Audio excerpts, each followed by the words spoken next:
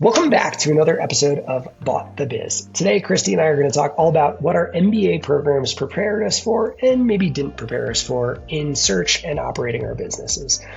Stay tuned to hear our real, honest, and candid thoughts if you should get an MBA and how that may or may not enable you to be a great operator of an ETA business. Bought the Biz is a podcast for ETA entrepreneurs who've gone from searching for a business to actually running one. It tells the real story of what happens after the deal closes. The day-to-day, operational, emotional, strategic, and leadership challenges that just don't show up in the highlight reels. The show is story-driven and practical, sharing real experiences from operators along with clear, actionable takeaways you can use in your own business today. I'm Garth Fasano. I'm Christi Loucks. Welcome to Bought the Biz.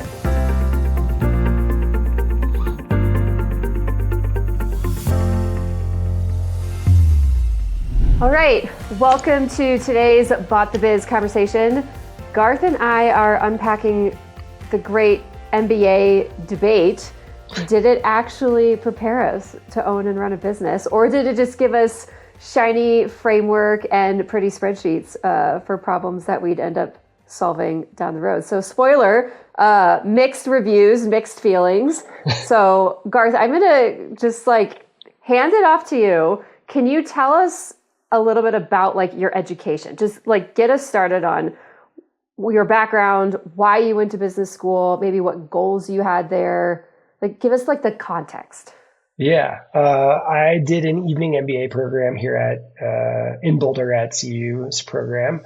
And my intention was, I was sort of getting to the point where I needed an MBA in my career. Someone had given me a lot of really good advice about getting your MBA and said that you need to go do it before your opportunity cost of going to go do it gets too high. And so, there wasn't a super compelling moment when it felt like the right time for me, but something I knew I was interested in. So I went and did that. And my wife actually did the full-time program at the same time. So I was in the evening program. She was in the full-time program. That was a good way to sort of get it done for both of us. Mm-hmm. And that was actually sort of an interesting approach. I think we sort of doubled our network in that process because she knew all the full-time folks. I knew all the evening folks, and we could bring those two together. So in some ways, that was a pretty good way to embed ourselves in this community here. And you were living in Boulder. I mean, you were living in Boulder, entrenched. Before, after. So yeah. And we did consider going to, top tier type school. But the appeal just wasn't really as much there for us. Partially because we were like, we're not going to go to iBanking. We're not going to go into consulting. We're a little bit more entrepreneurial. So there's not really the need to spend a whole bunch of money on a program. Joke's on us. We both went into consulting directly after the MBA. Perfect. Love how that happens. What was your undergrad degree in? My undergrad was in philosophy, politics, and economics at the University of Pennsylvania, but I did 2 years at the Naval Academy and 2 years at the University of Pennsylvania. Okay. So then why did you go to business school? What was the actual driver? That was sort of the career path I had been on. I was in, go-to-market teams, sales, account management, and building business lines at B2B organizations, as well as had a fair bit of background in consulting. And so that sort of made a lot of sense. It's just logical to go do your MBA. Yeah. Yeah. Just next step. Yeah. It was the logical thing to do. It was a good move, not just because it was logical. It did help. It opened doors. So I still strongly recommend that to folks. At the time I went to CU, they did not have an ETA program. So I found out about ETA after I graduated, probably a little bit after I graduated, and sort of became a voracious reader on everything ETA. I don't think the podcasting had really grown enough at that point for that to be a really big learning resource. And I don't think I knew enough about all the conferences at that time yet as well. So I was just reading all the books, which really there's the Harvard one, and maybe there were a couple others, and some studies, the Stanford studies and things like that. And sort of was pursuing it that way. And that's how I sort of landed into this. But now I support teaching it at CU Boulder as well, just because it's something I'm super passionate about. Yeah, it's awesome to see it come full circle for you. Yeah, that was pretty fun. Basically, the way that came about was about a year into owning and operating Top Dog, now Rainmaker, I knew I wanted to give back and wanted to support the program. And I knew we didn't have a course at CU. So I just reached out to some of my contacts there and said, hey, can I just do like a lunch and learn on this ETA thing? Students need to hear about this. And luckily, Shannon Jones was already working on getting the course taught at CU. And so he and I were able to work together on that to sort of find the right contacts and make it happen. And then that we've now done the course twice. It's sort of flowed into the Rocky Mountain ETA conference. And it looks like there's also going to be an executive education program launching there soon too. Yeah. Awesome. Congrats. Look at you, Professor. I think it's like technically adjunct, maybe not even technically that yet. And like, if you're a real professor, I think you don't really think anything of someone who has adjunct in front of that anyway. So yes, bottom of the barrel. Yeah. If I'm even in the barrel, I'm at the bottom. Yeah. but I'm not doing it for any of that. It's just something that I think I want more people to hear about. And I think the thing that I try to bring to the program is like, I think the personal guarantee is a really big deal. I don't think I fully understood that before I got into it. And so I think sharing the kinds of stories and the types of moments that you've gone through that are real tests are where you can really differentiate from someone who's maybe academic about ETA versus someone who's actually been in it. So that's what I try to do. So upon reflection, with the program that you did, putting aside the ETA program that you now teach, like with the program that you did at CU Boulder, what were your biggest takeaways that you felt were relevant to business ownership for you today? Like, are there things that you look back on and say, oh, I'm really glad I had that experience, or I took that course, or I met that person because of where I am today? Or not really? I mean, the answer can be not really. I think it's sort of not really. Really? And that's not a negative reflection on the program. I just think that a lot of the stuff that you're learning in an MBA program is very different than what the curriculum for most MBA programs is about. Now, that being said, like, accounting is super important, I think. So probably the most relevant coursework was around accounting, because I did the books for the first year of the business and they were pretty complicated. And so I think my accounting coursework helped with that. I think I had a leadership course that was sort of in the standard curriculum for every student. I think that helped, but what really helped was learning that through managing people prior to stepping into the company. And I think all of the sort of crazy things that you would never even know would come up. It's hard for any MBA program to prepare you for that, or even an ETA class. Like, when the business I acquired was operating with employees in, 10 plus states. And so I had to open up employer accounts in these 10 states. And that's not something you learn in an MBA, I don't think. And so there's all these weird things that are not technically hard. You shouldn't be learning in an MBA, I would even say, but that you're going to have to go do and go figure out. And if you haven't done that before, which I wouldn't expect you to have, like, you got to go break through some of those walls and figure that stuff out. And that's just the way it goes. So I think, if I think back about like what in my educational background probably prepared me the most for ETA, I would say it's the Naval Academy. I mean, that's where you learn how, like, you've got a problem, you don't have a clear way on how to solve it. You learn grit, resilience, and how to get through that kind of stuff. Yeah. And I mean, that I think has been one of the most powerful educational experiences for me.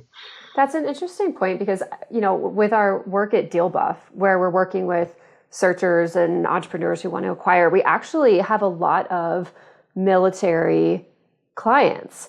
And so I find it really interesting that even just that comment, because I think that there's so much character that seems to be built both at those institutions and in the actual military experience, where people come out who are actually quite well equipped for business ownership. The challenge is you have to translate that experience from the military into like layman's business terms, right? Yep. Yeah. The character's there, but like when you talk about like, oh, I held this position, like I don't know what half these positions are, to be totally candid with you. Like I just don't. And I don't know what it means. And so you have to like tell me what that means. So anyway, it's just an interesting observation, a little bit of a segue. There's something that is probably taught in all of boot camps. It was in plebe summer, which is effectively boot camp at the Naval Academy. And we had to memorize word for word the message to Garcia, which I don't remember it word for word anymore. That was a long time ago. But the gist of it is, and I believe it was taught at business schools or in business, sort of several decades ago, it was, I think it was the Spanish-American conflict where the United States was supporting rebels in Cuba. The president had a lieutenant come in. His name was Garcia, and I forget the lieutenant's name, but the president said, "You got to get this message to Garcia." And the lieutenant said, "Sir, yes, sir." Turned around and 3 days later delivered the message, but he didn't say, "Oh, Mr. President, who's Garcia? Like, how do I get to Cuba? Like, where is this person?" You just go and figure it out. And so I think that that's something that's really instilled in folks with some of the military training, that like, you're not going to be spoon fed the answers and the solutions. You got to go work this problem yourself and figure it out. Yeah. And so I think that that is something that's really important in business ownership, in ETA, in startups. Is, you're not going to have a framework, you're not going to have a process, you're not going to have these institutional cultural norms that, would be very familiar to me from the big organizations that I've worked at. And so you have to be comfortable operating without that. Now, how about you? Because you went to a B school that actually does have an ETA program. Yes. And I didn't even do it. Okay, how is that even possible? Like, what sparked your interest in ETA, and like, why do you feel like that was a missed opportunity? Yes and no. So INSEAD. So I went to INSEAD. They have 3 campuses, and I went to the one in Fontainebleau, France. So just like an hour south of Paris. They really only had like one course on ETA per se. They have like a whole entrepreneurship center. I forget what it's called now. Oops. But at the time, I just wasn't drawn to it, to be totally honest. The quote electives that I chose were much more centered on my like immediate interests, as opposed to, oh, well, maybe someday I'll be a business owner. Like that just was never fully on my radar as like a goal or a thing that I really wanted to learn, even though I'm sure it would have been beneficial. I don't know. It wasn't attractive to me at that point in my career.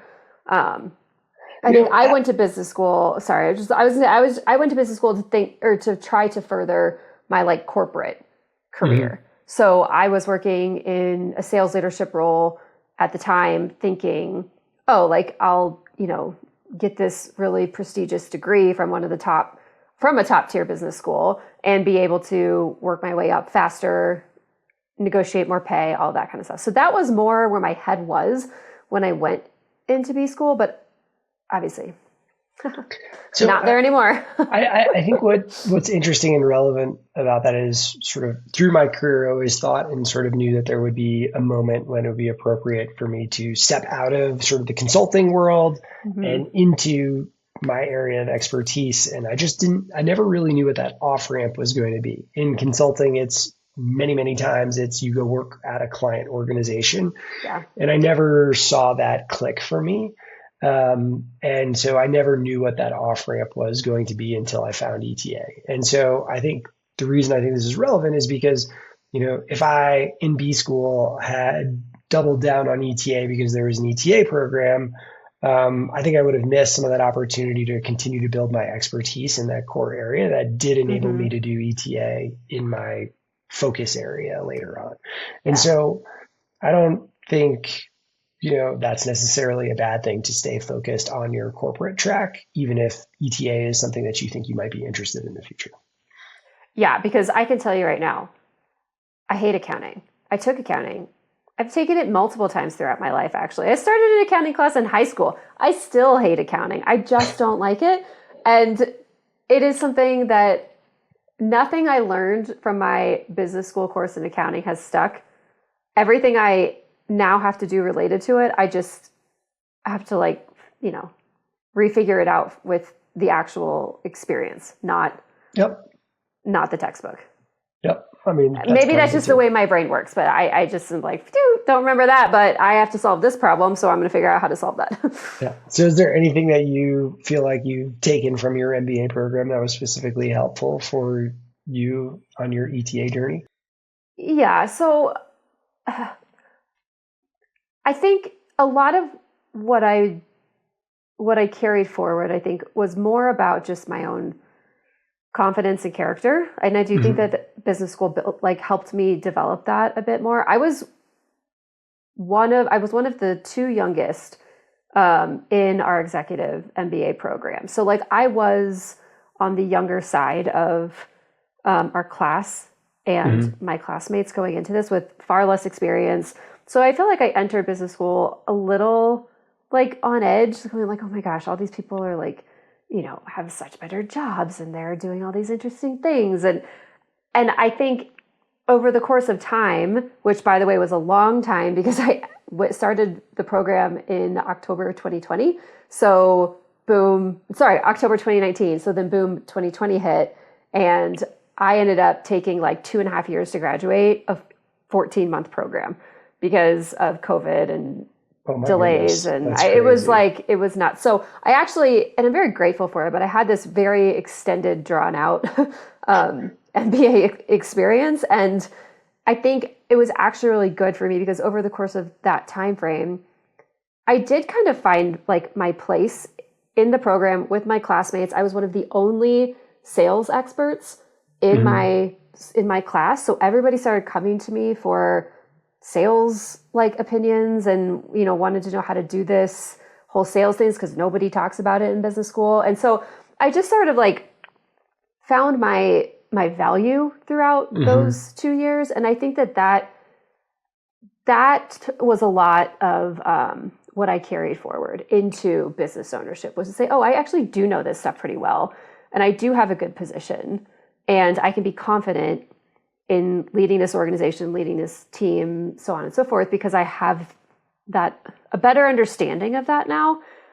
It's not like I was some meek and mild person going into B school, right? But I just felt like I came out a stronger person. I think that's a good thing. Yeah, and so I'm really grateful for that. And as far as coursework though, I mean, I don't know, took some fun classes, did some leadership stuff, the basics that everybody does in business school, but I don't really think that I don't know. One of the things that is probably hard for us to realize what we took from B school that helps us in ETA is that running an ETA business in the self-funded side that you and I are on, it's very tactical. Yeah.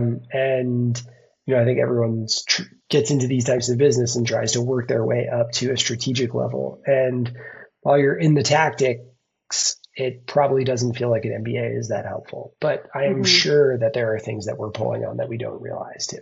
Yeah. And I think we elevate into that strategic level, which we probably make some of those decisions without even thinking about it because of the MBA experience too.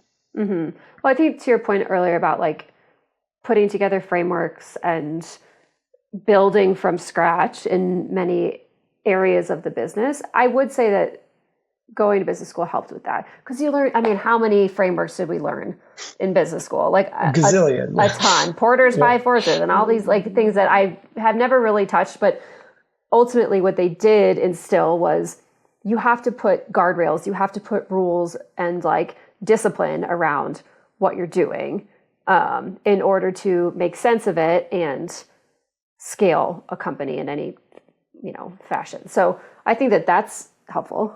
Yep.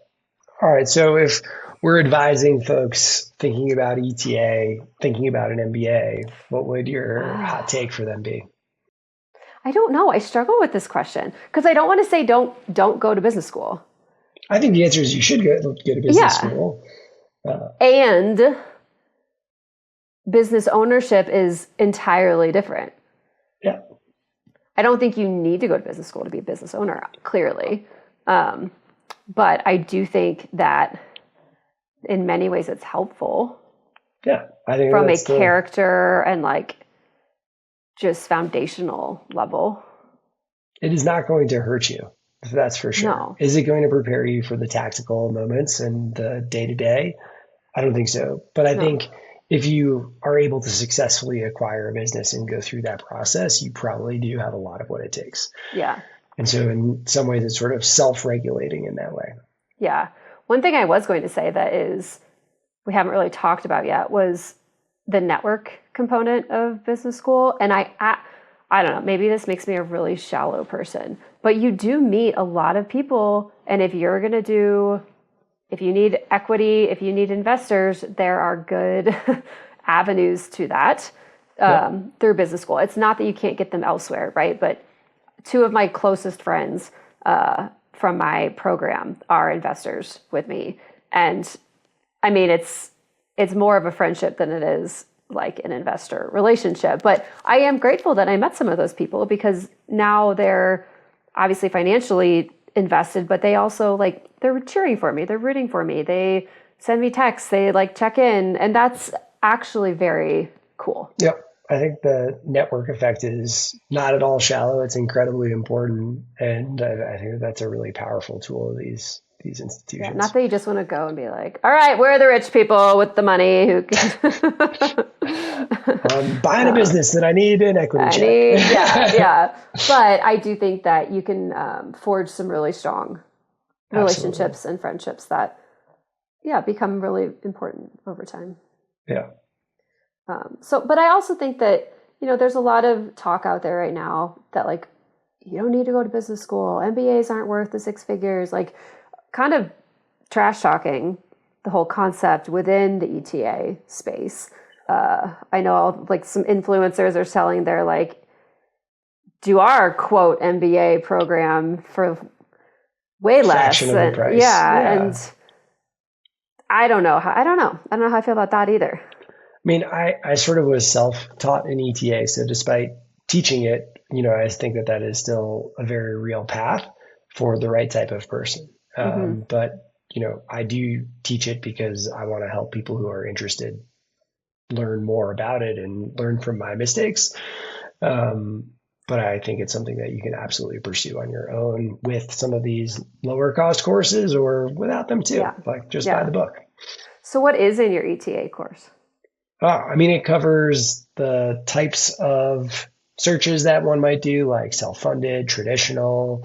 It covers due diligence, LOIs, transition, operating the business, bunch of case studies, and some, we do a deal jam day where, we give a real deal, older deal with redacted numbers to the class and they can say whether they would buy it or not. They break off into groups. So I think it's a blend of the academic side plus real hands-on experience. And, Shannon, who teaches it, was, an investor in many search deals for quite a while and now is sort of what I think you'd call an independent sponsor.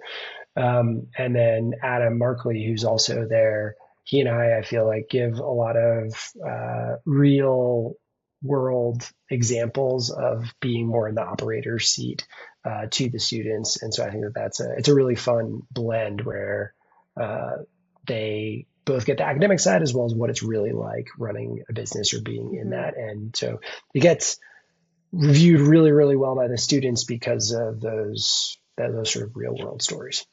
Has anyone acquired yet? Has anyone acquired yet? I know it's relatively new. You guys just it is relatively new, but I can't remember if we've had anyone acquire yet, but I know that there have been multiple LOIs from the group. And I do believe that there have been acquisitions. And I think that the typical numbers would be 20% at the upper end would actually pursue search. And then of that, only half might go through with it. So we, if you use those numbers and draw that out over a 2-year horizon from each cohort, which we would be sort of not even at yet, because they have to graduate as well. We should probably have had 0 acquisitions by now, probably 1 to 2 by the end of next year. And then the class continues to grow. So that number would go up. Yeah. That'll be fun. When you but I know Yeah, we've the already had impact. LOIs for sure. And the CU Boulder MBA program prior to the course also has people pursuing ETA as well. And I know That's that they've had awesome. multiple LOIs out. Yeah. So it's definitely an entrepreneurial program, and ETA is new to it. So I think it's a good ad. Yeah, that's awesome. Yeah. Well done. Amazing. Anything Well, else? Any other words of wisdom? just if this is what you want to do, get into it, and you don't Yeah. need to wait for a program. There's so many resources out there: the HBR books, Search Funder, the Stanford papers, or the Stanford white paper. There's just a lot of resources to go in and figure it Yeah. out, and not Even that on that's social gonna media. exactly. That's not gonna. I mean, you are gonna learn good things in a course or an MBA program, but you can do a lot of learning on your own for this too. Awesome. Well, thanks, Garth. Great. Let's talk soon.